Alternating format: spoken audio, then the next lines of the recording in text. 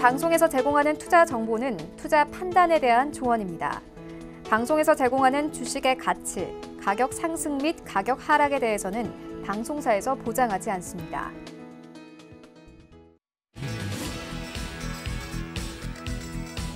안녕하세요. 베스트 트레이딩맨 거래자들 1부 진행의 이수연, 조지은입니다. 네, 지은 앵커님 오늘 계좌 좀 괜찮으셨어요? 저는 그래서 오늘 어플도 안 들어가고요. HTS는 쳐다도 안 봤습니다. 저도 오늘 사실 장 초반에 잠깐 시장 좀 봤다가 너무 떨어지길래 정말 무서운 하루였잖아요. 맞아요. 그만큼 또 우리 시청자분들께서는 또 얼마나 오늘 또 무섭고 힘드셨을지 모르겠습니다. 오늘 거래자들 1부, 2부 함께 하시면서 그런 고민들에 대한 다양한 정보들도 얻어가시고 또 내일장 전략까지 가득 챙겨가시길 바라겠습니다. 오늘 모신 이지원 위원님 먼저 인사 부탁드려볼게요. 어서 오세요. 안녕하세요.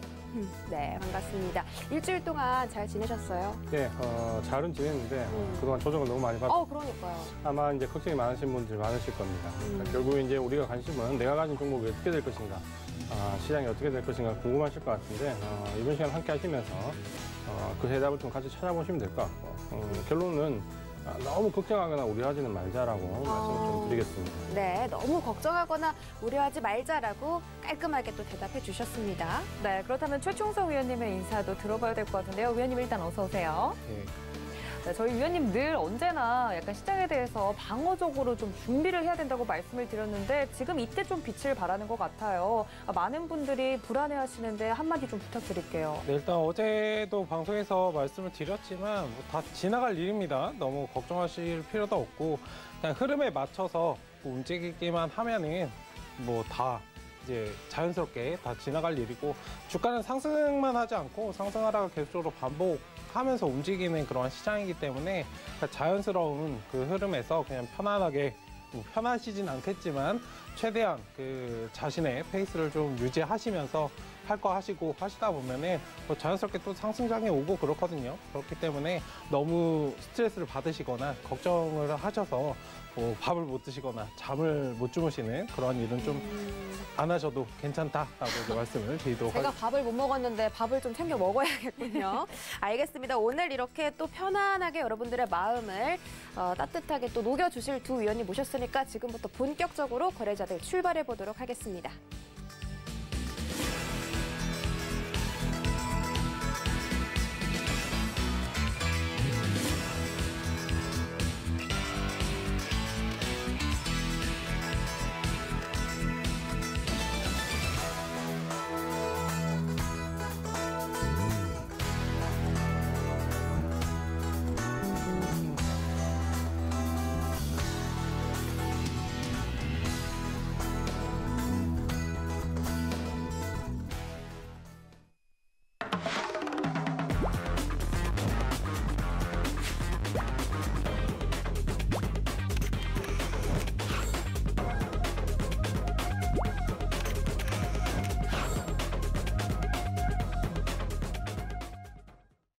네, 일단 오늘 양대 시장 2% 넘게 빠졌기 때문에 오늘장 정리부터 좀 짚고 넘어가 봐야 할 것 같습니다. 일단 지난주에 환율 시장이 좀 빠지길래 이번 주는 오를 줄 알았거든요. 근데 또 이렇게 크게 하락을 하더라고요. 유럽 증시도 그렇고 미국 증시도 그렇고 전체적으로 시장이 좀 안 좋은 것 같아요. 이게 특히 국내 증시는 또 다음 주에 대명절이 있잖아요. 추석이 있는데 추석 전에 나오는 그런 조정인지가 궁금합니다. 일단 이제 우리가 미국 시장 조정을 좀 보시면은 오늘 이제 외국인들 수급을 보시면 이제 가장 딱 정확하게 표현이 좀 됩니다. 뭐냐면 외국인들이 오늘 선물을 만 계약 이상 대량으로 매도를 했습니다. 풋옵션 매수를 굉장히 크게 했고요.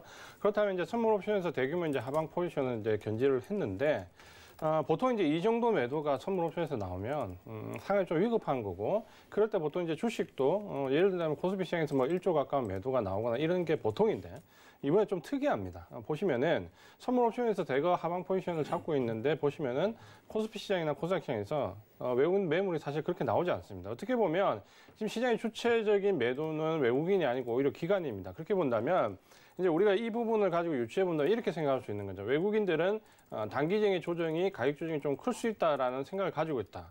반면에 조정 기간은 그렇게 길지 않을 것이다. 그러니까 단기 조정이 조금 깊어진다라는 곳에 좀 초점을 맞추고 있고 주식을 매도할 만큼 장기적인 조정으로 보지는 않는다라는 부분인데 어제 이제 미국 시장과 유럽 시장을 보면 사실 이제 하락 이유는 두 가지입니다.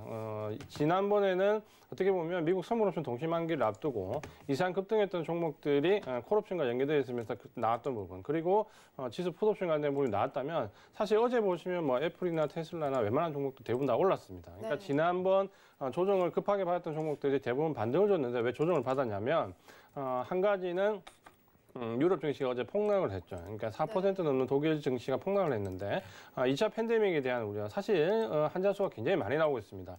이 부분 때문이기도 하고, 그다음 또 한 가지는 은행주의 비자금 세탁과 관련된 부분에서 은행주가 폭락을 했습니다. 그래서 어제 보시면 다우지수가 JP모간 체이스가 내려가면서 사실 다우지수 조정폭이 컸거든요.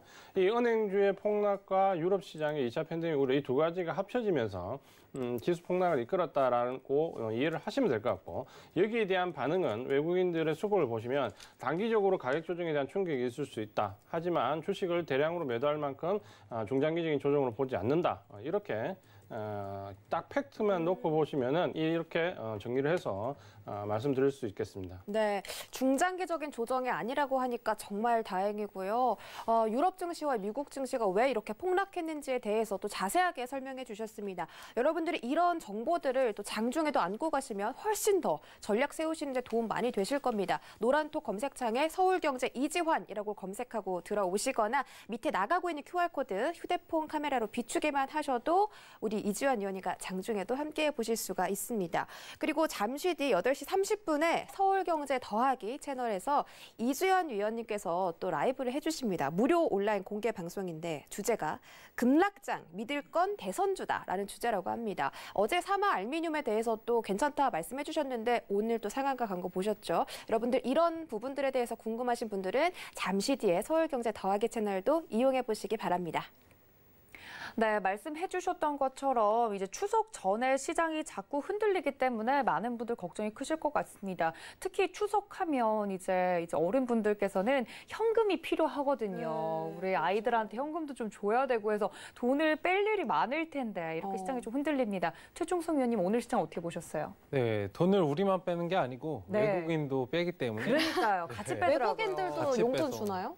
외국인 분들은 추석과 상관이 없지 않을까요? 그렇긴 한데 다른 걸 할 텐데 네. 아, 네네네. 일단은 돈을 주는지는 확인을 한번 해봐야 될 것 같습니다. 네. 어쨌든 오늘 시장 같은 경우에는 앞서서 이제 이재한 전문가님께서 굉장히 잘 정리를 해주셨는데, 일단 최근에 제가 저번 주부터 말씀을 좀 드렸었는데 외국인들이 수급 조절을 좀 하고 있다라고 이제 볼 수 있습니다. 뭐 강하게 매수를 하지도 않고 강하게 매도를 하지도 않고, 그리고 지금 시장 자체는 굉장히 좀 어려운 시장 같아요. 변수도 굉장히 많고 뭐 환율이나 이런 부분들, 기존에 우리가 알고 있던 그런 뭐 일반적인 그런 흐름들에서 뭐 환율이 올라가거나 그러면 주가가 어떻게 반응을 하고, 그리고 비트코인이나 이런 부분들, 안전자산이나 이런 곳으로 좀 돈이 옮겨가는 부분들도 있는데, 지금은 이 어느 쪽에도 상관없이 그냥 지수가 자기 마음대로 혼자 움직이는 좀 그런 굉장히 좀 특이한 모습을 많이 보이고 있습니다. 그렇기 때문에 오히려 더 수급을 잘 체크를 하고 시장 상황에 대해서 잘 대비를 해야 된다라고 이제 보고 있고, 뭐 한 문장으로 그냥 간단하게 설명을 드리면, 기회는 이제 준비된 사람에게 찾아온다라고 이제 볼 수 있습니다. 제가 계속적으로 어느 정도 현금 확보나 포트폴리오 수정에 대해서 계속적으로 말씀을 드렸었거든요. 일단 뭐 하신 분들도 계시고 하지 않으신 분들도 계실 텐데, 일단 기존에 올라갔던 종목들로는 수익을 내기 굉장히 어려운 시장이 오고 있음은 분명합니다. 그렇기 때문에 더더욱 지금이라도 뭐 시장에서는 뭐 늦었다고 생각할 때는 빠른 거다, 뭐 괜찮다라고 말이 나오고 있지만, 일단 주식시장에서는 늦었다고 생각할 때는 한참 늦은 거거든요, 사실. 하지만 지금이라도 어느 정도 그런 부분에 대해서 대비를 하고 준비를 하신다면 시장을 좀 잘 이겨낼 수 있지 않을까 일단 보고 있고, 지금 횡보를 어느 정도 이어갈 수는 있습니다. 다만 이제 내일장이 굉장히 좀 중요할 것 같은데, 일단 61선 지지를 좀 확인하는지, 지금 유럽 증시 같은 경우에 조금 반등을 주고 있는데, 미국 증시 같은 경우에 어느 정도 흐름을 좀 반등을 좀 강하게 주는지 확인하실 필요가 있고, 뭐 지금 상황에서 크게 이제 하락이 나올 거라고 저도 보고 있지는 않습니다만 어느 정도 대비는 항상 하고 있어야 됩니다. 지금 살짝 흔들었는데도 불구하고 아마 굉장히 좀 힘드실 거예요. 기존에 몇 달 동안 벌었던 돈을 하루 이틀 만에 다 반납하는 그런 모습도 나오고 있을 거고, 오늘 같은 경우에 이제 개인들 매수는 사실 신용 이제 반대 매매 이런 것들이 좀 처음이기 때문에 그러신 분들이 굉장히 많으실 거고, 굉장히 두렵기 때문에 좀 저점 구간에서 울며 겨자 먹기로 좀 매수를 들어오는 그 매수세도 보이고 있기 때문에 지금은 너무 급격하게 매수를 대응하시기보다는 일단 내일까지는 좀 안정적으로 수급을 잘 체크하면서 관망 좀 쉬어간다 생각하시고 천천히 관망하시고 그 다음에 반등이 나올 때 들어가도 늦지 않기 때문에 기회는 준비된 사람에게 찾아온다는 말은 좀 이런 말이거든요. 그냥 저점에서 눌리니까 바로 사기보다는 어느 정도 좀 추세를 돌아서 들어오는 과정에서 좀 진입을 하시면 좋겠다라고 말씀을 드리도록 하겠습니다. 네, 많은 분들 지금 고개를 끄덕끄덕 하고 계실 것 같습니다. 몇 달 동안 이렇게 열심히 모아놓은 자금을 지금 하루 이틀 만에 다 잃어버리신 분들 많은 걸로 제가 알고 있거든요. 그런 분들 위해서 이제 아무래도 멘탈 관리가 이럴 땐 가장 필요한 것 같아요. 이제 시장에 대한 리딩이나 종목에 대한 정확한 분석 궁금하신 분들 노란톡 열어두고 있습니다. 서울경제 최충성 검색하시고 들어오시면 저희 위원님과 이런 이야기 더 나눠보실 수 있으니까 들어오시면 좋을 것 같고요. 내일장에서는 60일선 지지 여부가 이제 중요하다고 합니다. 이걸 확인해야 된다고 했는데 많은 분들이 또 이렇게 빠졌으니까 내일장에는 기술적으로라도 반등이 나오지 않겠냐는 이야기를 많이들 하시더라고요. 내일 반등할 거라고 생각하세요, 위원님? 네, 일단은 뭐 나쁘지 않은 흐름이 나올 수 있습니다만 뭐 미국 증시, 유럽 증시가 만약에 좋게 끝났다고 생각을 하면 우리나라는 좀 특성입니다. 코스피, 코스닥 국내 증시의 특성인데 굉장히 기대감이 반영이 되면 아침에 급격하게 상승을 하고 밀려버리는 경우가 굉장히 많기 때문에 오히려 더 조심하셔야 됩니다. 네, 일단은 천천히 떨어졌다가 반등할지언정 상승이 급격하게 만약에 반등을 주고 시작을 한다면 추후에 정강후약이 나타날 수 있기 때문에 일단은 차분히 대응을 하시고 관망하시는 관점은 계속적으로 좀 유지하셨으면 좋겠다라고 말씀을 드리도록 하겠습니다. 알겠습니다. 제가 성격이 급해서 조금 이럴 때일수록 릴렉스 해야 된다고 위원님께서 다시 한번 말씀을 드렸으니까 여러분들 이 점 모두 참고 부탁드릴게요. 네, 이렇게 시장 짚어봤으니까 저희 슬기로운 주식 생활 코너로 이동해 보시죠. 죄송합니다. 오늘의 주식 생활 주제입니다. 추석상 차리기. 올해 최장 장마 쇼크와 연이은 태풍으로 농축산물 가격이 오르면서 4인 가족 추석상 차리는 데 드는 비용은 30만 5,171원입니다. 너무 부담되는 비용인데요. 일주일이지만 혹시 올 추석상 차릴 수 있는 비용 주식으로 벌 수 있을까요? 네, 이번 주 계속해서 추석상 차릴 비용 만들기에 대해서 저희가 이제 종목을 언급을 드리고 있는데 이번 주에 또 우리 위지한 위원님께서 준비해 주신 종목이 참 궁금합니다. 어떻게 해야지만 이 추석상 푸짐하게 좀 차릴 수 있을까요? 네, 사실 이제 기간이 별로 없기 때문에 저도 고민을 좀 했는데 제가 추천한 종목은 대부분 이제 장기 종목이고 또 대형 종목들이 많은데 그런 종목들 중에서 지금 현재 시장의 조정을 받다가 예를 들어서 내일이나 모레 이제 상승으로 좀 전환될 때 조금은 상승폭이 강하게 나올 수 있는 종목을 말씀을 좀 드리려고 합니다. 사실 이제 이 종목은 역시 누구나 보시면 다 한 90%가 짐작할 수 있는 바로 그 종목입니다. 삼성전자 5G에서 최근에 수혜를 좀 크게 받았던 종목이고요. 이러면 이제 어느 정도 윤곽이 좀 잡히실 겁니다. 거기에 뭐 당연히 디지털 뉴딜 정책과 관련돼서 가장 큰 수혜가 예상되는 섹터 중에 하나다.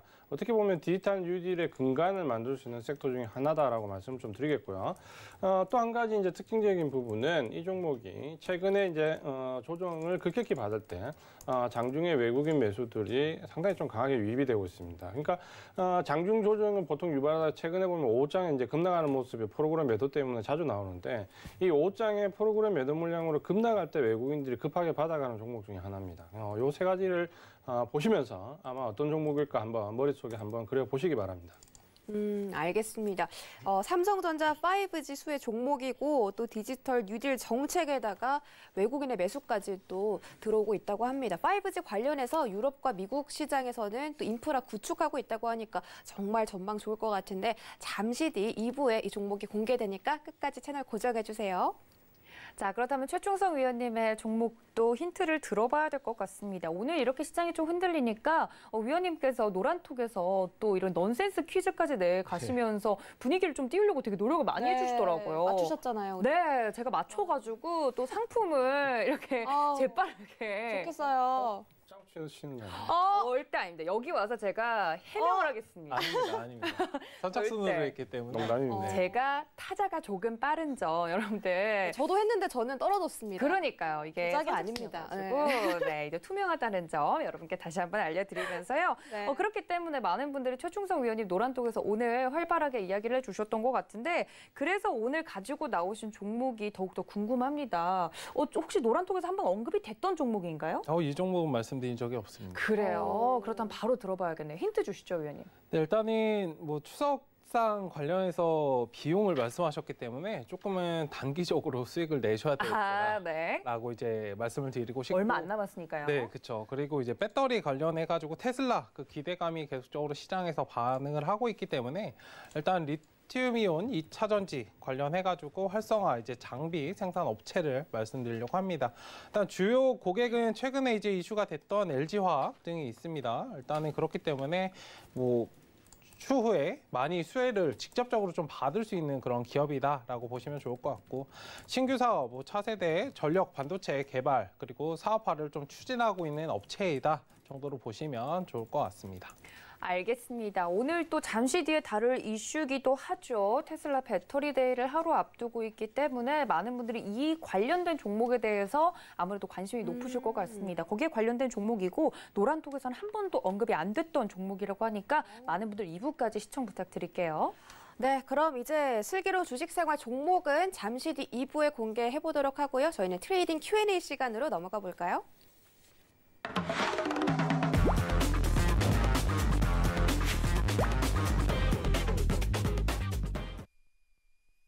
네, 시청자분들의 궁금증을 해결해 드리는 트레이딩 Q&A 시간입니다. 첫 번째 질문 바로 만나볼게요. 배터리 데이 하루 앞둔 머스크가 트위터를 올렸습니다. 앨런 머스크 CEO가 LG화학의 배터리를 더 살 것이다. 이런 트위터를 한 14시간 전에 올렸거든요. 이런 부분에 대해서 또 LG화학 주가가 오늘 반등이 나왔죠.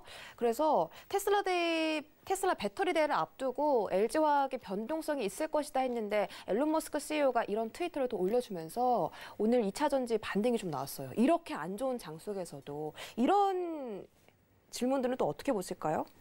그러니까 우리가 조금 생각해야 될 부분이 있습니다. 뭐냐면 사실 그동안 이 테슬라의 배터리 대회와 관련해서 테슬라에서 엄청 자신감을 내비쳤습니다. 네. 사실 지금까지 보도됐던 내용들을 좀 보면 획기적인 계기가 될 것이다. 뭔가 새로운 눈을 뜨게 될 것이다. 그날 배터리와 관련된 부분에서 전혀 새로운 세상이 열릴 것이다 라고 계속해서 말을 해왔는데 왜 갑자기 이렇게 태도를 바꿨느냐. 제가 볼 때 니콜라가 좀 연관이 있다고 봅니다. 그러니까 니콜라가 최근에 과다하게 좀 내세웠던 부분들이 최근에 문제가 되면서 어쩌면 테슬라도 이 부분과 관련해서 어떻게 보면 사실 지금 테슬라의 배터리가 실체가 있는 부분이 아니거든요. 물론 이제 일부 회사를 인수하긴 했지만 실제로 이 배터리 같은 경우는 상당히 오랫동안 이 공정에 대한 노하우도 있어야 되고 기술에 대한 노하우도 있어야 되고 특히 이 수율이 굉장히 중요하기 때문에 얼마만큼 수율이 올라오느냐에 따라서 사실 차이도 굉장히 크게 나옵니다. 근데 이런 부분 없이 그냥 마구잡이로 얘기를 하려고 했다가 니콜라 사태를 좀 보면서 이제 뭔가 방향을 좀 턴어라운드 했다라고 좀 보여지고요. 그런 점에서 상당히 이제 조심스럽게 말이 바뀌었고 본격적인 생산은 뭐 차후 몇 년 이후에 지금은 뭐 자율주행차나 이쪽으로 더 집중해야 될 때다라는 이제 말이 뉘앙스가 좀 바뀌는 걸 보면 아마도 이제 이 배터리 데이는 테슬라의 어떤 정책적인 부분을 강조하기보다는 이 배터리 자체에 대한 부분을 어느 정도 얘기하고 넘어갈 가능성이 이제 높아졌습니다. 이제 그렇게 보신다면 사실 이제 이 파급 효과가 그렇게 크지 않을 것이다. 또 한 가지는 LG 화학과 관련된 여러 가지 이제 자기 본인들의 발주처를 확대하겠다는 부분인데 뭐 당연히 이거는 이제 확대할 수밖에 없는 부분이고요. 이런 부분 보신다면 어쩌면 이 배터리 대회와 관련해서 우리가 가졌던 우려스러운 부분은 좀 잠재울 수 있다라고 보여집니다. 다만 이 배터리에 관련된 부분에서는 오늘도 보셨다시피 이 관련된 종목이 상한가에 들어간 종목이 있고 또 관련되지 않은 종목이 오늘 큰 폭의 하락을 하는 종목들도 속출합니다. 그러면 지금까지 이 배터리와 관련돼서 왔던 이 섹터 자체가 상한가 가는 종목과 마이너스 10% 하락하는 종목으로 이제 이 스펙트럼이 굉장히 이제 다양화된다라는 거죠. 그러니까 이런 부분들을 좀 이해를 하시면서 어느 쪽으로 접근하느냐에 따라서 5G가 초창기에 다 같이 올랐다가 지금은 주가가 좀 차별화되는 것과 같이 2차 전지도 이제 2차 상승 구간에서는 아마도 이제 실적과 좀 밀접한 연관성을 가지면서 종목별로 좀 차별화될 수 있는 시기가 왔다, 이렇게 말씀을 드리겠습니다. 근데 이 트위터를 지금 확인해 보시면 LG화학뿐만이 아니라 파나소닉하고 CATL까지 앨런 머스크가 언급을 했잖아요. 그럼 LG화학이 가지고 있는 이런 배터리 지분을 좀 뺏길 수도 있을까요? 오른쪽 화면에 나가는 그 내용이거든요. 네, 실제로 보시면은 원래 이제 LG화학도 이 테슬라에 공급을 하지만 전체 물량이 많지가 않습니다. 어떻게 보면 중국 쪽 업체가 더 많이 있고요. 특히 이번에 그 배터리 대회와 관련해서 우리 뭐 시청자분들이 이 내용을 자세히 알 필요 없지만 크게 보면 배터리는 그 두 가지로 분류가 됩니다. 그러니까 리튬 계열이 있고 삼원계가 있는데 차이가 뭐냐 우리가 구체적으로 알 필요 없지만 이렇게 보시면 됩니다. 리튬 계열은 굉장히 가볍지만 수명이 오래 가지 않는다. 삼원계는 비싸지만 수명이 오래 간다는데 일본이나 우리나라 업체들이 대부분 삼원계를 쓰고 있습니다. 그러니까 중국 업체들은 리튬 쓰거든요. 리튬 계열인데 이 테슬라가 이번에 출시하려고 했던 리튬 배터리는 리튬 계열입니다. 그러니까 실제로 배터리 대회에서 굉장히 어그레시브하게 이렇게 강구를 한다고 해도 대체 효과는 대부분 중국 배터리 업체와 대체 효과가 크기 때문에 사실 뭐 LG화학이 그렇게 크게 염려할 부분은 처음부터 애초에 없었다고 좀 보여지고요. 대신에 이제 이런 부분들이 배터리 업체 전체 2차 전지에 대해서 좀 압박하는 요인이 되었다, 이렇게 이해를 하시면 될 것 같습니다. 알겠습니다. LG화학의 이런 전망에 대해서 또 속 시원하게 말씀해 주셨고 장기적으로는 호재일 것이다라고 정리해 보도록 하겠습니다. 그리고 앨런 머스크 CEO가 올린 내용 중에서 오늘 발표할 내용이 좀 장기적인 생산에 영향을 미치는 것이다라고 말했기 때문에 시장에 엄청난 영향을 미칠지는 아직 잘 모르겠다는 점까지 여러분들이 챙겨가시기 바랍니다. 네, 오늘 시장이 이렇게 빠졌는데도 불구하고 2차 전지 관련주들은 빨간불을 켜는 모습을 보여줬습니다. LG화학을 비롯해서 LNF라든지 삼성 SDI도 빨간불을 지켜내주는 모습이었는데요. 이 이슈에 대해서 최충성 위원님한테도 한번 여쭙겠습니다. 위원님, 2차 전지 쪽 잘 안 보시긴 하는데 이 이슈에 더불어서 LG화학에 대한 관심도 높아진 건 확실한 것 같거든요. 어떻게 보세요? 네, 일단 기존에 많이 상승을 했고 주목을 최근에 좀 받아서 주식은 이제 선반영입니다. 기대감이 반영돼서 움직이는 그러한 시장이기 때문에 뭐 오늘 물어보시는 분들도 굉장히 많으셨어요. LG화학 관련해서 오늘 매수를 해도 되느냐라고 이제 말씀을 하셨는데 매수하지 말라라고 말씀을 드렸거든요. 일단은 뭐 배터리데이 관련해서 앨런 머스크가 이제 LG화학의 배터리를 살 것이라고 얘기를 했지 LG화학의 주가를 산다거나 뭐 주식을 산다 라고 이제 말을 하지 않았잖아요. 그렇기 때문에 어떤 기사가 나왔을 때는 그냥 표면적으로 받아들이시기보다는 한번 꼬아서 이게 진위업을 좀 파악하시는 그런 것들이 좀 필요합니다. 배터리를 산다면 이게 영업이익으로 돌아올 거고 지금 당장 수익으로 뭐 찍히는 것보다 아까 이주환 전문가님께서 잘 말씀을 해주셨는데 일반적으로 중국 제품들을 많이 쓰고 있잖아요. 일단 그런 관점에서 접근을 해보신다면 지금 당장 수요가 뭐 급격하게 증가를 한다거나 이게 영업이익으로 들어온다거나 하는 데 있어서 굉장히 오랜 시간이 걸린다는 겁니다. 그러면은 여기 힌트는 사실상 다 나왔거든요. 2차 전지나 뭐 이러한 부분들, 전기차 관련해서 계속 시장에서 이슈가 되고 있고 뭐 뉴딜 정책이나 국내 정책과도 같이 이제 맞물려 가지고 상승을 하기 때문에 올라갈 것이기 때문에 수요도 증가할 것이기 때문에 지금 당장에 앞을 보고 투자하시는 것보다는 중장기적으로 쭉 끌어가시는 전략으로 대응을 하셔야 됩니다.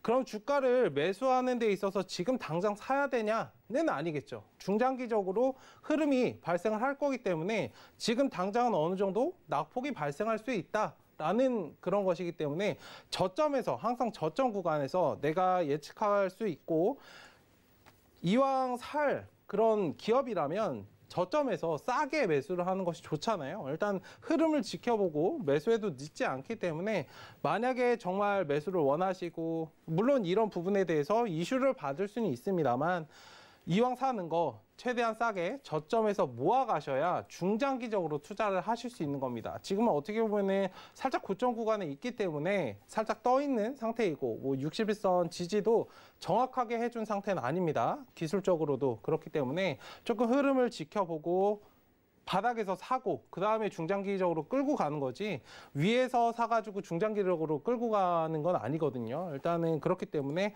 잘 한번 이 부분들을 좀 체크하셨으면 좋겠다라고 이제 말씀을 드리도록 하겠습니다.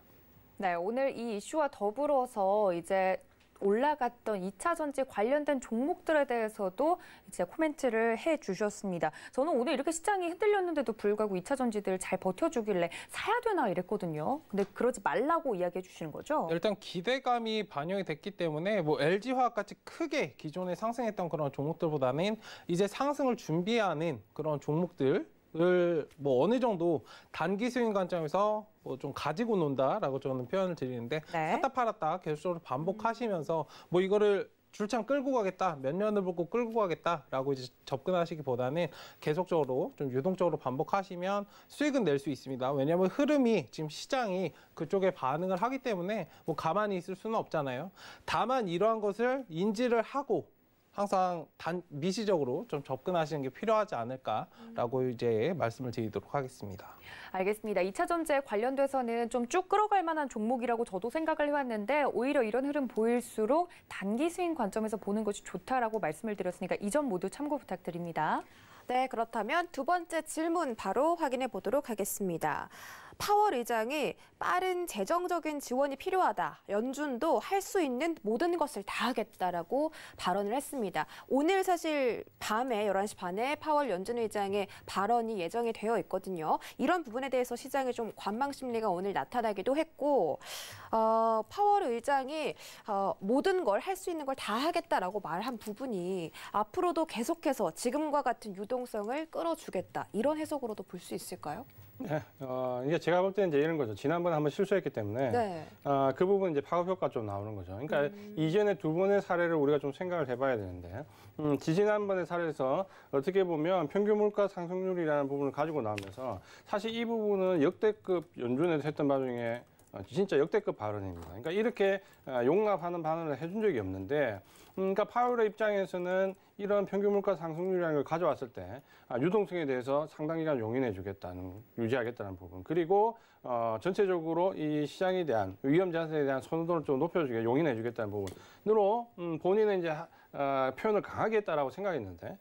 이 직전에서는 또 어떤 부분이 나왔냐면 그럼에도 불구하고 구체적인 재정 정책이 안 나왔다라는 부분 때문에 또 시장이 출렁거렸거든요. 그러다 보니까 지금 이제 미국 시장이 한번 출렁거렸고 이 부분 때문에 아마 파월 의장이 구체적으로 빠른 재정 정책도 역시 뭐 연준이 할 수 있는 걸 다 했다. 물론 립 서비스지만 지난번에 이런 언급을 안 해서 시장에서 우려감이 나왔던 부분을 좀 불식시키고자 한다라는 의미가 있다. 이렇게 좀 받아들이시면 될 것 같고요. 결국은 지금 현재 이제 연준의 선택은 어떤 뭐 경기를 옥죄거나 혹은 지금의 타이트한 어떤 정책을 유지하기는 어렵습니다. 그렇게 보면 이 평균 물가 상승률을 했던 표현을 가지고 유동성이라든지 혹은 위험 자산에 대한 선호도를 계속 유지시킬 뜻을 지금 당장은 계속해서 표명할 수밖에 없고 아마 오늘 연설에서도 물론 이제 립 서비스겠지만 이런 부분에 대한 언급이 이번에는 나올 것 같습니다. 지난번에 이 부분이 빠져서 시장에 실망 매물이 나왔기 때문에 아마 그런 차원에서 이해를 하시면 될 것 같습니다.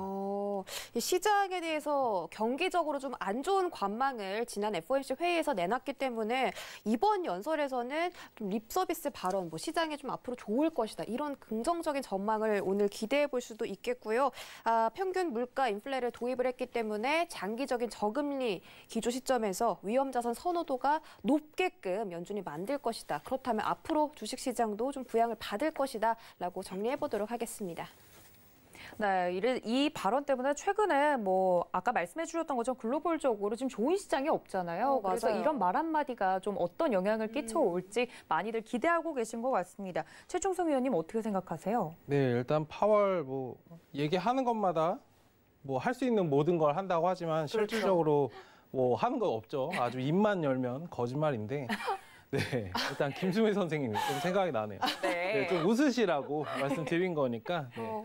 어쨌든 네, 말씀하셔도 돼요. 아니에요. 거짓말까지인가 싶어가지고. 네, 일단 뭐 나름대로. 기대감을 좀 주고자 하는 발언이다 정도로 이제 해석하시면 좋겠다라는 알겠습니다. 의미에서 말씀을 드렸고 네. 네, 오해는 없으시기 바랍니다.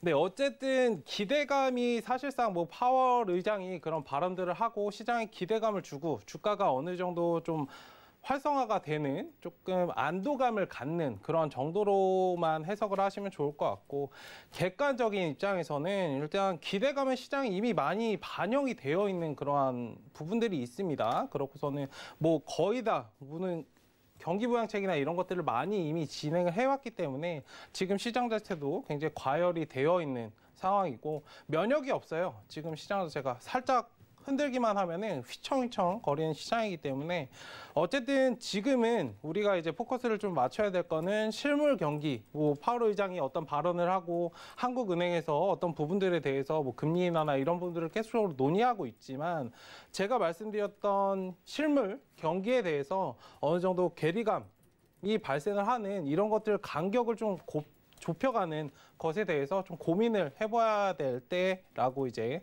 좀 정리해서 말씀을 드리고 싶습니다. 어쨌든 시장을 좀 객관적으로 판단을 하고 그에 따라서 좀 움직임을 우리는 우리 따로 움직이는 그런 것들이 좀 필요하다라고 말씀드리고 싶습니다. 뭐 어떤 것에 기대서 누구의 뭐 발언, 누구의 뭐 이런 거에 대해서 좀 기대감을 버리시고 내가 거기서 살아남을 수 있는 방법들을 좀 찾으셨으면 좋겠어요. 단순히 시장에 기대서 시장이 상승하기만을 바라고, 그럼 시장이 상승할 때만 주식을 하실 건가요? 주식은 상승했다가 하락했다가 뭐 이틀 상승하고 하루 쉬고 뭐 이런 것들은 반복적으로 일어나는데, 상승 시장에만 기댈 수 없고 하락 시장에만 기댈 수 없습니다. 제가 말씀드리고 싶은 건 그 어떤 시장 상황이 오더라도 거기에서 이겨낼 수 있는 그런 방법들을, 자기 자신만의 그런 뭐 방법들을 계속적으로 좀 찾아가시는 게 좀 필요하지 않을까, 일단 말씀을 드리도록 하겠습니다. 네, 물론 파월 의장의 말도 중요하지만 시장이 흔들리든 아니면 버텨주든 거기서 내 계좌가 일단 빨간불이 켜지면 시장 상황과 크게 뭐 무관한 거잖아요. 그런 방법들을 좀 더 고민하셨으면 좋겠다고 말씀을 해주셨습니다. 아무래도 그냥 시장이 앞으로 제발 잘 가기를 바라기만 할 수는 없으니까 좀 여러분들이 능동적으로 이제 계좌를 지킬 수 있는 방법 찾아보셨으면 좋겠다는 말씀까지 전해드렸네요. 네, 그럼 바로 다음 질문도 살펴보도록 하겠습니다. 코스피 시장 오늘 2%대 급락 마감했죠.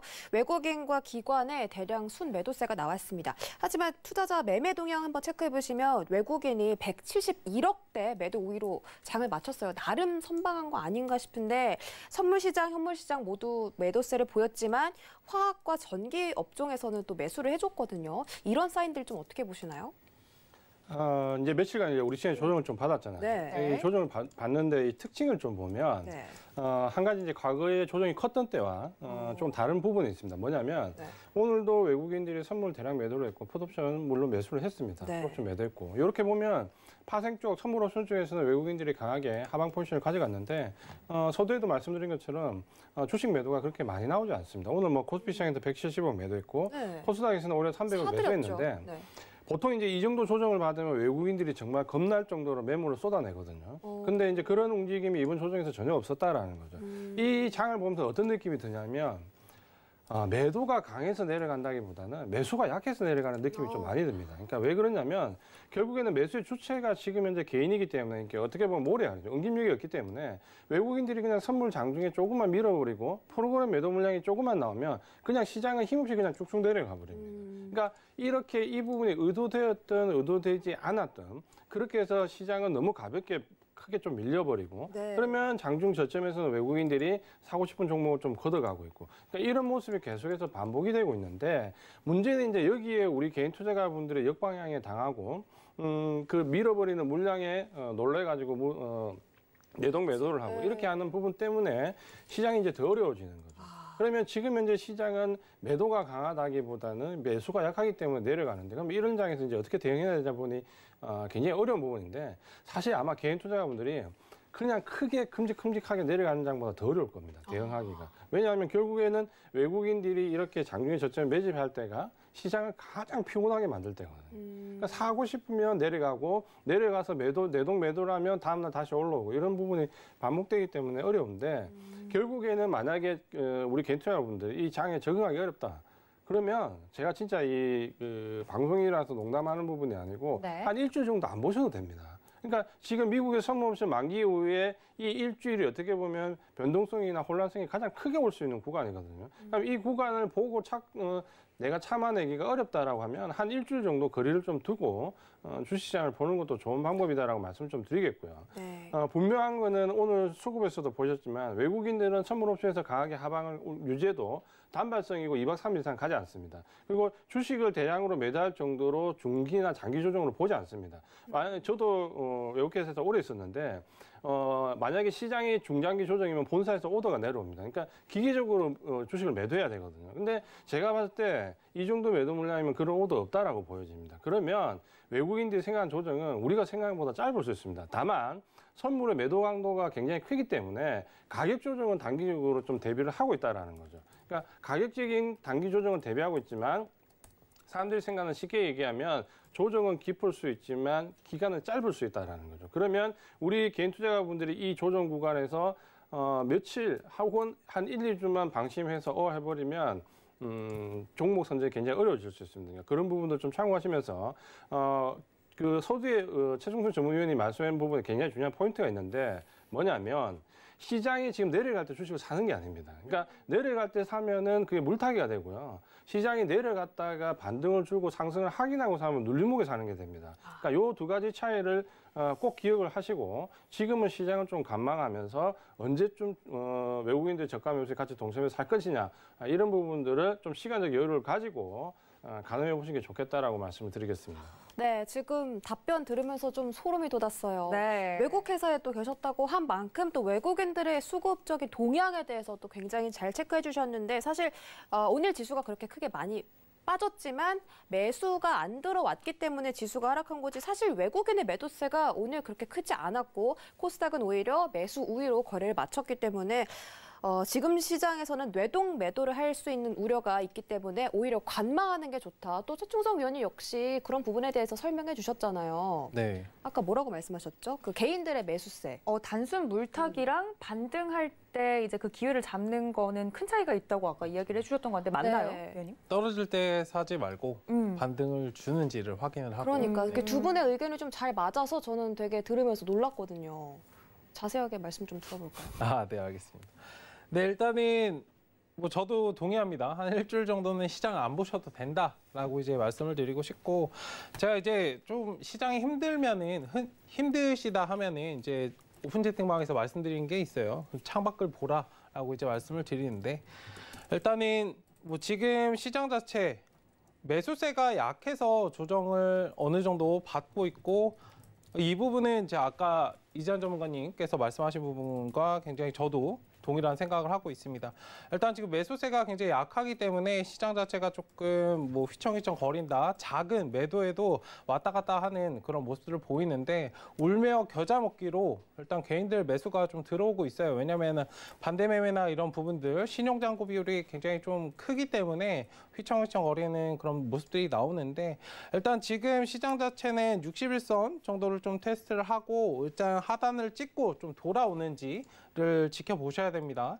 뭐 지금 상황에서 크게 뭐 제가 예전에 말씀드렸던 그러한 뭐 하락이 발생하기엔 지금 당장은 좀 어려운 시장이다라고 이제 볼 수 있고 외국인들이 수급 조절을 하고 있다는 부분에서 아까도 잘 설명을 해주셨지만 일단 그런 부분들의 힌트를 가지시고 외국인들 수급을 좀 잘 체크를 하셔야 돼요. 특히 기관 수급도 그렇지만 일단 그런 부분들을 잘 확인을 하시고 뭐 유럽 증시 같은 경우에는 오늘 반등을 주고 있지만 미국 증시가 오늘 어떻게 진행이 되는지를 확인해 주셔야 되고 만약에 내일 아침에 뭐 미국 증시, 유럽 증시 오늘 다 상승 마감을 하고 반등을 강하게 줬다고 하더라도 내일 아침에 바로 진입을 하시는 건 좀 자제하셔야 됩니다. 제가 아까도 말씀드렸지만 확 끌어올라서 이제 상승을 시작했다가 정각 후약으로 좀 도는 모습들을 많이 보이기 때문에 오히려 천천히 하단에서 반등을 주는 게 훨씬 좋다. 우리 시장에서는. 그렇기 때문에 그 시점이 정확히 확인이 되기 전까지는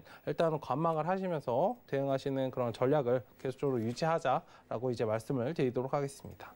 네, 많은 분들이 오늘 시장에 대해서 그런 이야기를 하시더라고요. 내가 보낸 종목만 잘 가고 갖고 있는 종목은 진짜 안 간다. 이렇게 답답한 시장이 어디 있냐라고 다들 말씀을 네. 해주시더라고요. 만약에 최준수 의원님 지금 갖고 있는 종목들에 대해서는 그러면 이지환 전문가님이 말씀하신 것처럼 그냥 핸드폰이나 노트북 덮고 안 보는 게 상책일까요? 네, 휴가를 갔다 오셔도 되고 아, 이때요. 네. 갈 수만 있다면. 네, 갈 수만 하면 있다면 좋은데. 가시는 주식시장에 것도 잠깐 좋고. 휴가를 떠나는 거죠, 그렇죠? 아, 직장. 날씨가 좋으니까 네. 산책도 하셔도 괜찮다고 생각을 하고 있고 일단은 뭐 이런 시장을 만약에 너무 힘이 드신다면 비중을 조금이라도 줄이시는 것이 좋습니다. 다만 떨어질 때 비중을 축소하시기보다는 어느 정도 반등이 나왔을 때 비중을 조금 덜어내시는 것도 괜찮다. 이것도 하나의 방법이 될 수 있다. 그러니까 자기가 감당할 수 있을 만한 좀 편한 매매를 하시면은 사실상 주식은 그렇게 힘들지 않습니다. 그리고 내가 가지고 있는 종목들은 안 가는데 다른 종목들은 잘 가는 것 같아. 라고 생각하시는 분들은 매일매일 상승하는 종목들만 보고 계시니까 그런 거거든요. 그렇죠. 네, 솔직히 말씀드리면. 그렇기 때문에 그 종목들을 가지고 계신 거에 답답하지 마시고 추후에 이런 수급 방향이나 이런 거에 대해서 좀 공부하시는 시간을 가지셨으면 좋겠어요. 뭐 내가 가지고 있지 않은 종목인데 굳이 그거에 대해서 뭐 스트레스를 받으시거나 그럴 필요는 없기 때문에 일단은 마음 편히 천천히 좀 대응을 하시자, 차분히 대응을 하자라고 이제 말씀을 드리겠습니다. 알겠습니다. 저도 추석까지 요 일주일은 그냥 마음 편안하게 좀 시장을 관망해야 될 것 같다는 생각이 듭니다. 이 두 분의 위원님께서 시장에 대한 전반적인 이야기 해드리고 있는데요.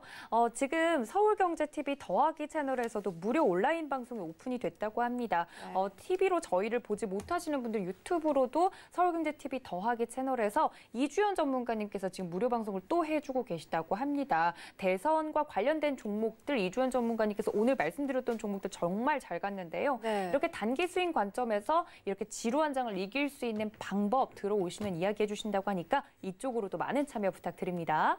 네, 그럼 저희는 다음 질문 확인해 보도록 하죠.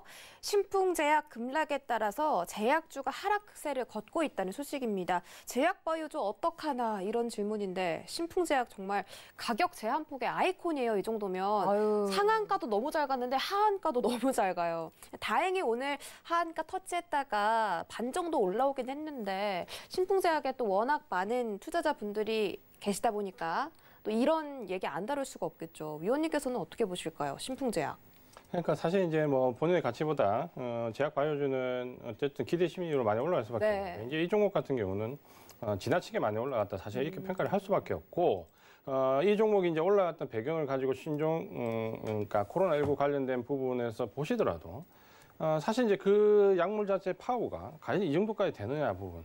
WHO에서 했던 얘기들을 근거로 보면 항말라리아제를 가지고 코로나19 치료하는 걸 금지하는 추세인데 어떻게 보면 이럴 수도 있는 거죠. 우리나라도 지금 현재 코로나19 치료제를 뭔가 글로벌하게 보여줄 게 있어야 되는데 없다 보니까 이제 이런 걸 가지고 어필하는 경향이 좀 있다라고 분명히 말씀을 좀 드리는데 분명히 WHO 권고와는 상당히 상반되는 부분이기 때문에 이 부분을 반드시 인지를 좀 하셔야 되고요. 그 다음에 이제 자사주로 지금 이제 이 고점권에서 이제 갑자기 매도를 이제 하면서 이제 상당한 자금이 이제 신풍제약주로 좀 유입이 되게 되는데 이런 부분도 생각을 해보셔야 되고 더불어서 이제 이 종목과 관련돼 있던 여러 가지 이제 제약 바이오 종목들이 이제 조정을 받는데 이 부분과 함께 제가 한번 좀 짚어드리고 싶은 말씀이 뭐냐면 사실 이번에 시장이 급락을 하면서 신풍제약이 이미 그 전에 상한가에 들어갔었습니다. 네. 근데 잘 보시면 6월 달에 시장이 조정을 줄 때, 미국 시장이 6% 급락하고 조정을 줄 때, 그때 이제 삼성중공업에서 우선주들이 상한가를 맞아요. 굉장히 강하게 들어갔었죠. 네네네. 그러면 시장이 조정을 겪는 그 시기에 항상 보면 이렇게 상한가에 들어간 테마주들이 거의 극에 달하게 됩니다. 특히 대장주가 이제 마지막 그 끝물에 어떻게 보면 큰 상승을 이뤄내게 되는데 항상 이제 그렇게 보면 이제 개인 투자가분들한테 이렇게 얘기하고 싶은 거죠. 지금 이제 조정 받으니까 가지고 있는 견디기 힘든 주도주들을 다 물량을 시장에 내놓아라. 그리고 지금 같은 신풍제약 같은 상한가 종목을 따라서 사라. 라고 얘기하듯이 항상 조정권이 이렇게 나오거든요. 근데 이런 테마주는 저는 물론 이제 이 테마주 거래할 자신이 없기 때문에 잘 하지 않는데, 예를 든다면 이 최충수 전문위원님이 막상 얘기하는 바닥에 있는 종목을 사라고 얘기하잖아요. 그러니까 테마주에서는 저는 반드시 좀 그렇게 하셨으면 좋겠어요. 뭐냐면 길목지키기를 해가지고 바닥에서 사서 버티는 건 할 수 있지만, 제발 이 테마주가 고점에서 거래량이 이미 이 정도 상승해서 나오는데 굳이 이 테마주를 그 고점에서 꼭 사야 되는지, 이 부분은 정말 지난주에 우리가 종목 상담하면서도 느꼈지만 너무 테마주에 지금 고점에서 많이 샀어요. 그러니까 이 부분들을 꼭 인지를 좀 하시면서, 신풍제약도 역시 마찬가지입니다. 그러니까 어느 선까지 우리가 좀 용납할 부분이 있는데, 지금 현재 이런 위치에서 접근하는 건 상당히 어렵고, 이 영향을 받아서 아마도 이렇게 되면 제약 바이오 쪽의 전반적인 바스켓 물량들이 다 같이 드러낼 겁니다. 그러면 동반해서 조정을 받게 되는데, 이런 부분도 생각을 하시면서 당분간 제약바이오주 접근은 조금 시간을 가지고 하시는 게 좋다, 이렇게 말씀을 드리겠습니다. 고점 추격 매수는 좀 자제하시라고 강하게 언급을 해드린 만큼 여러분들이 제약바이오 섹터 매도하실 때 신중하게 대해보셨으면 좋겠고, 그럼 제약바이오주가 전체적으로 이제 매수를 좀 관망하시면 좋겠다, 이런 말씀이세요? 분명히 이제 제약바이오주는 어떤 식으로 넘어가냐면, 지금 현재 코로나19 관련된 테마주 쪽에서 아마 이제 실적과 연관되어 있고 실제로 신약 모멘텀이 있는 종목도 위주로 이제 재편이 되겠죠. 근데 그렇게 되려면 대부분의 지금 거래가 대부분의 기관이나 외국인들 자금이 ETF 바스켓 거래를 하기 때문에, 이 신풍제약에 들어갈 때 신풍제약만 들어가는 게 아니라 제약바이오 전반적으로 들어갔다가 신풍제약 드러낼 때 그 자금들이 또 전반적으로 같이 나오기 때문에 동반해서 영향을 받을 수밖에 없다라는 거죠. 바스켓 거래 때문에. 그 부분을 보신다면은, 지금은 일단 오늘 보시면은 삼성바이오로직스나 초반에 좋다가 뒤에 후반 갈수록 많이 밀리는데, 그런 부분들 좀 보시면은 일단 시간을 좀 가지고 접근하시는 게 좋습니다. 지금 장에서는 그렇게 말씀을 드리겠습니다. 네, 제가 알기로도 외국인들의 매수세가 신풍제약에 들어오는 이유가 외국인들이 신풍제약을 알아서가 아니라 말씀하신 바스켓 매수로, 그러니까 펀드나 ETF 상품으로 매수 자금이 들어오면서 신풍제약에 같이 이렇게 올라온 경우라고 하거든요. 이런 부분들도 여러분들이 잘 체크하시고, 제약바이오 섹터 매수하실 때는 좀 신중한 태도를 보이자 정리해 보도록 하겠습니다. 자, 그렇다면 최충성 위원님한테도 한번 여쭤봐야 될 것 같은데요. 신풍제약 물론 하한가 거의 터치하느냐 이런 이야기 나왔었지만, 시외가에서는 조금은 반등해 주고 있는 모습이 또 연출이 됐다고 합니다. 신풍제약 같은 경우는 최충성 위원님 여전히 이제 이런 테마주 급격하게 따라가면 안 된다고 말씀해 주실 거죠? 네, 급격하게 따라가시면 안 되고, 사실상 따라가는 이유가 있습니다. 왜냐하면 시장 자체가 지금 좋지 않기 때문에 바닥권에서 종목을 준비를 하다가 마이너스 10%, 15% 이렇게 밀려버리니까 지레 겁을 먹고 손절 대응을 하고 버티다가 한 마이너스 20% 이렇게 돼서 손절 대응 하시다가 이제 이걸 복구해야지 하는 마음에서 고점 구간에 있는 상승을 하고 있는, 위험하다는 걸 알면서도 들어가시는 분들이 굉장히 많으시거든요. 일단 그런 것들을 좀 경계하셔야 됩니다. 주식시장에서는 다른 것을 경계하는 것보다 나 자신을 좀 경계하셔야 돼요. 그리고 이 구간에서 진입할 때는 제가 항상 말씀을 드렸지만, 내가 매수를 했을 때 내가 먹을 수 있는 폭이, 수익을 볼 수 있는 폭이 얼마나 되는가를 명확히 인지를 하시고 들어가셔야 됩니다. 이 구간에서 진입을 하셔봤자 30% 정도 크게 상한가를 간다 그러면 30%인데, 하단이 열려있는 구간은 사실상 하한가를 3일 동안 맞아도 할 말이 없는 자리거든요. 일단 주가는 항상 예측 가능한 범위 내에서만 좀 움직이셨으면 좋겠고, 일단 제약바이오 관련해서 어느 정도 흐름은 전반적으로는 조금은 아직은 살아있습니다만, 지금 이렇게 좀 차익을 실현을 하는 그런 모습들이 많이 보이거든요. 신풍제약 자사주 매각 관련해서도 지금 이슈가 나오고 있고, 이런 자금들이 좀 빠져나가면서, 물론 말은 제가 아까도 김수미 선생님을 말씀을 드렸지만, 공시에서 그랬습니다. 설비 투자를 하고 이런 것에 대해서 투자를 하겠다라고 얘기를 했지만 실질적으로 확인될 바는 없습니다. 그냥 고점 구간에서 팔고 싶은 거예요. 네, 그냥 그렇게 인지를 하시면 좋을 것 같고요. 일단은 이러한 부분들에 있어서 자금이 빠져나가서 지금 새롭게 바닥권에서 준비하고 있는 그 코로나 치료제 관련주들을 좀 눈여겨보실 필요가 있다.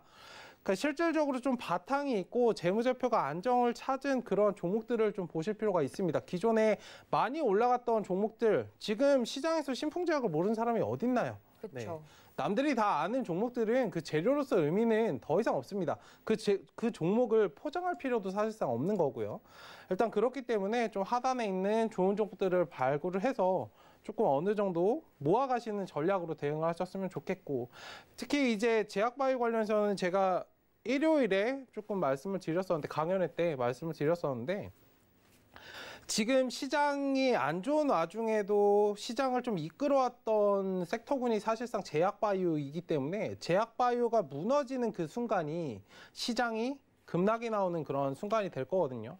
그렇기 때문에 그 전까지는 조금 조심스럽게 대응을 하시되 이런 종목들을 잘 체크해 보실 필요가 있어요. 내가 잡지 못했기 때문에 이 종목을 그냥 안 본다라고 접근하시기보다는 이 제약바이오의 흐름, 기존에 많이 상승을 했던 대장주로 움직였던 그런 종목들을 조금 잘 체크를 해 보시고 그에 대해서 대비를 하고 포트를 좀 수정을 하고 현금 확보 비중을 좀 늘린다거나 이런 부분에 대해서 계속적으로 좀 전략을 새롭게 짜셔야 지금 시장에서 조금 살아남을 수 있지 않을까라고 말씀드리고 싶고, 제약바이오 관련해서는 내가 지금 손해를 봤기 때문에 뭐 다른 종목들로 이 손실을 좀 메꾸겠어 이렇게 좀 접근하시는 건 최대한 좀 피하셨으면 좋겠다라고 이제 말씀드리고 싶습니다. 급하게 해서 수익을 보신 분들은 거의 없으실 거거든요. 마음도 불안하고. 네, 그렇기 때문에 내가 돈을 지금 아무리 많이 여기에 넣는다고 하더라도 최대 내가 먹을 수 있는 구간의 30% 정도밖에 되지 않기 때문에 욕심을 좀 버리시고 대응하자라고 말씀드리겠습니다. 워낙에 제약바이오주 같은 경우는 시장이 흔들릴 때도 버텨줬던 섹터군들이기 때문에 삼성바이오로직스도 제가 여쭤보려고 그랬는데 시간이 다 돼서 네. 이 점은 2부로 넘겨서 이야기를 한번 더 나눠보도록 하겠습니다.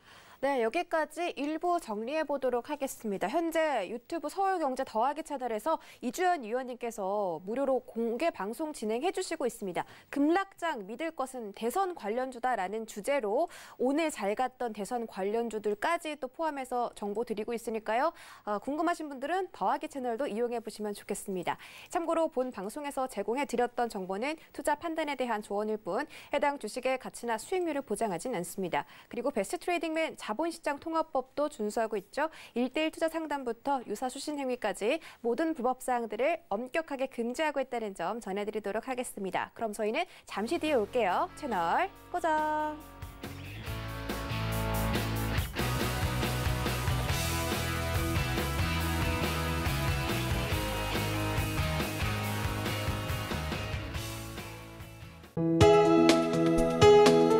본 방송에서 제공하는 투자 정보는 투자 판단에 대한 조언입니다. 방송에서 제공하는 주식의 가치, 가격 상승 및 가격 하락에 대해서는 방송사에서 보장하지 않습니다.